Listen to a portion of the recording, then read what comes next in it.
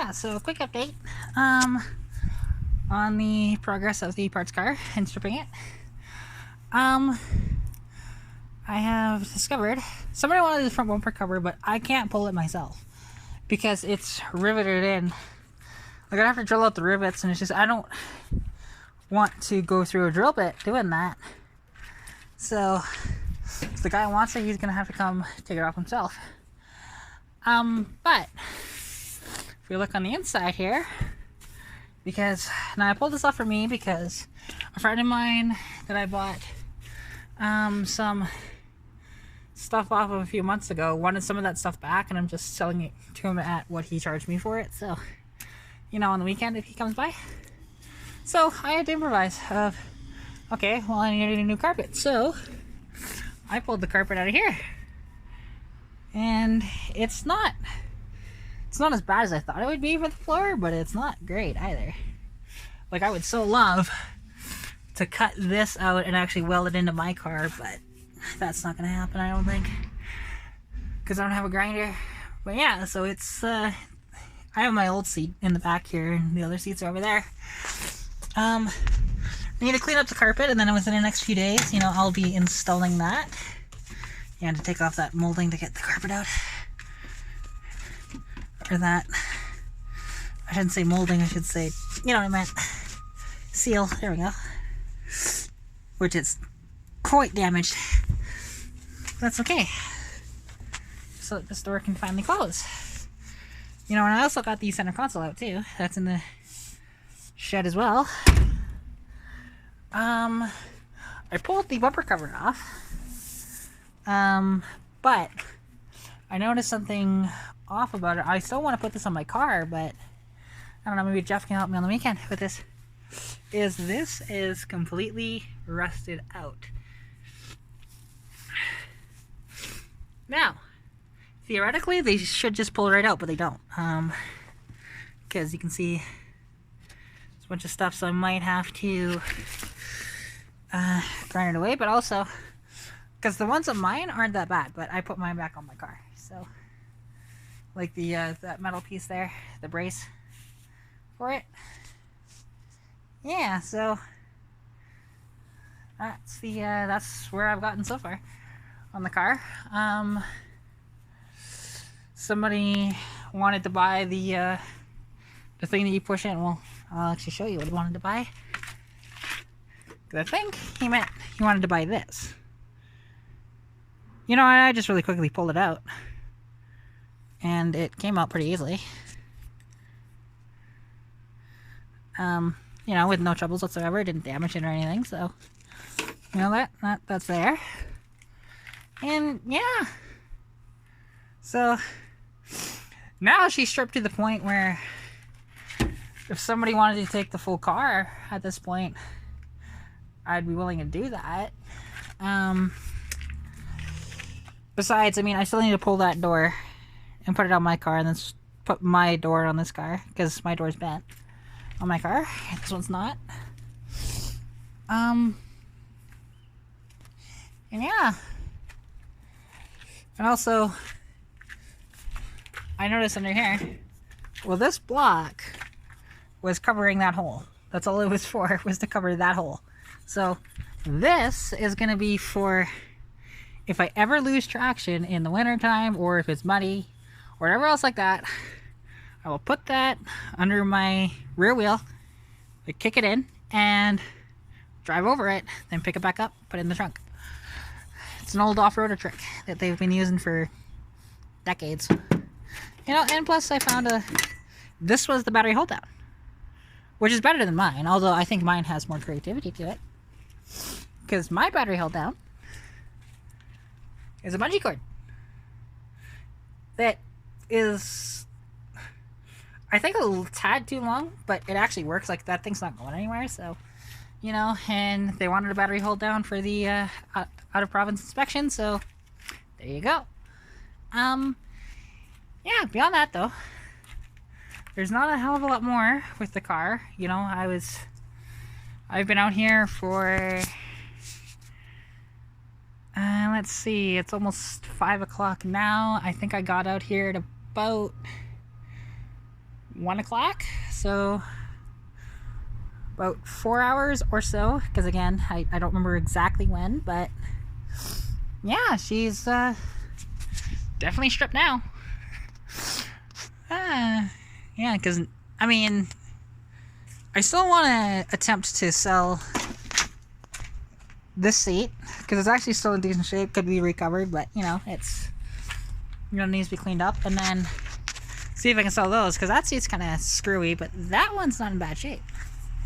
So yeah, it's looking pretty good here. You know, it's just yeah, I mean, rusty, but look at the rest of the car, it's pretty toast. Yeah, just another day of stripping the car. But now there's only one thing that I want, and it's in behind that seat. It's the only other thing I'm gonna grab from this car, except for maybe I'll grab the speakers too. Is there is a piece of insulation in behind it. It's still in decent shape, got a couple of tears in it, but I want to pull that and install it in my car. Saves me from having to buy it later. You know, it's, I think, like 30 or 40 bucks to buy one. So yeah, and then on my car, because yeah, I want to install that carpet within the next few days. It's quite dirty, but a lot of that you won't see due to my mat, so that's not the end of the world to me. And then once I have that in, then I can think about building out the center console that I want for my car, which I'm gonna do. Well, here, I'll show you what I want to do. Just walking over to Stitch.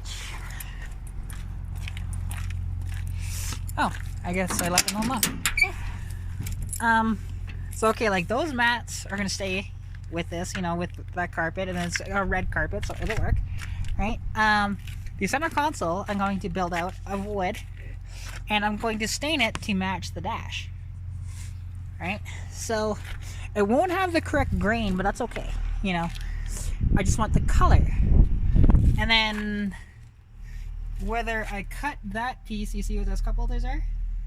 You know, it's center console, like a generic console for any car, right? It doesn't fit in here worth it down, but gotta get a little cold out there.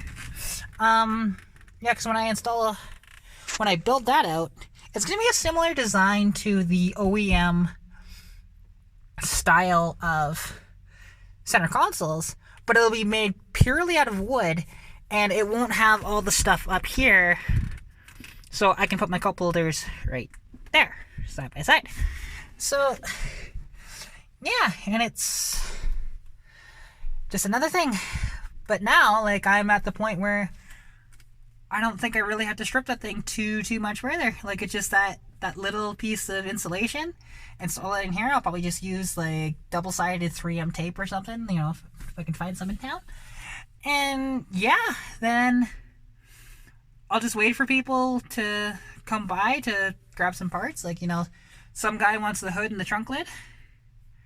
You know, I think I priced out the hood at 60 and the trunk lid at 20, just because that trunk lid's really dirty or really rusty.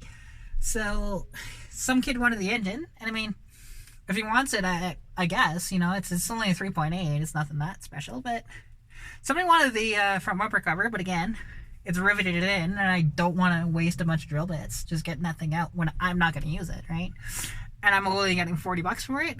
Guy's gonna have to pull it himself. Beyond that, yeah, and if that guy with the switch, because he wants me to mail it to him, and you know, he's willing to pay like 45 bucks for it, I'm like, don't have to tell me twice. You know, I just emailed him back with a picture, just to confirm it's this, right? And he hasn't gotten back to me yet, but that's okay. And also, one thing that's in the trunk is a rear view mirror. Now, it has a little bit of this stuff, because you can see some of the dirt and whatever else, or the like embedded mold, I think that is. But it's in a hell of a lot better shape than this one is. I mean, this one needs to be tightened, but I'm just going to take it off and put the other one on for now. And until, you know, I find a nicer mirror in a junkyard or something like that, or whatever, because it doesn't really bother me too much. And then, yeah, and then it's just pulling that door, swapping out the lock cylinders, and I'm done with that car. So, yeah, and then it'll be all Stitch. And somebody wanted the rear axle out of that thing too. It's just a 7.5. I don't know the ratio of it, and I haven't checked. But it's not limited slip. So I told the guy, like, I can't just sell the axle out of it. But if he wanted the entire car, after I've stripped a couple more things, in which I've pretty much stripped all I've wanted besides, you know, just that door and that insulation, I could sell it to the guy for like $200. You know, he gets the axle for $100, and then he can scrap it for, you know, maybe $150 or so, right? So, you know, he might actually make some money there, like if I sell it to him for $250. And if the guys don't pick up the like, because also I think it was Aaron wanted the front fenders. I mean, they're not in bad shape. They do need a little bit of work, but they're not like rusted through or anything, and you know, definitely relatively straight on both sides. So yeah, and sorry I jumped in here because it's getting a little cold outside. Yeah, and I'll still a couple of little things, like, you know, the hardware to take that off, like, you know, or to actually put in there, because there's no screws holding in my interior, none, besides dashpad. It's still missing a few, but that's fine, you know. And then this is held in by only 2 screws at the moment, because for whatever reason I can't actually get the screw into that one, but that's okay, that happens. So yeah, and then once I get the speakers out of that, I may just attempt to wire that into the parts car temporarily. You know, like, I won't solder it or anything. I'll just wire the power and wire like 1 speaker to it and turn it on, see if it works, you know. I mean, it might not work. The power might not work in that thing for that. I don't know. We'll find out. And so, yeah. Beyond that, though.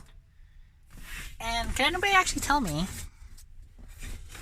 Because this came out of a 82 Escort. Now, I'm assuming out of all these wires in the back, the yellow one's the power wire, I would assume. Because you've got your ground here. You've got some matching and some matching over here. But there's no yellow, so I'm assuming that's power wire. Can anybody confirm that for me? Because I don't really know. And something I'm actually going to do and pull out of that thing. This will be tomorrow because I'm too tired now. I don't have those. You know, the coat hangers for the car. So what I'm going to do is I'm going to pull them out of that, and they're red. So they'll actually kind of contrast quite well with the red seats and that. And then I'll have a red carpet in here. And I'll keep the gray dash pad. And I'll have 1 red door panel and 1 tan. But I will dye both of them to that color, I think. And yeah, and I'm getting a gray headliner, but I may dye that red. So unless somebody has a red headliner for a Notchback, Mustang, Fox body, you know, just, yeah, I'd be open to it. Beyond that, and I probably should grab a couple of screws from that car to do that and that. Because that's only held in by 2 screws currently. And I got it like that, so yeah. Just, it's going pretty good with this thing so far. I'm happy with the seats. They need to be cleaned up, but you know, that's fine. That one's actually in really good shape. Like, it just needs a cleaning. This one will need to be recovered at some point, but you know, yeah, because I wanted to keep the originality of this car a bit, but I don't know. I mean, we'll see when I get my new seats from a friend of mine and go from there, I guess, because I just, yeah. If I put those in here or if I keep these seats and just try and sell those seats, I don't know. We'll see. Yeah. So this short update became a long one. That's okay. Yeah, I guess I should put that back on. Although, yeah, no, I'll put that back on. I'll need to put the things back in, but that's okay. That's relatively easy to do.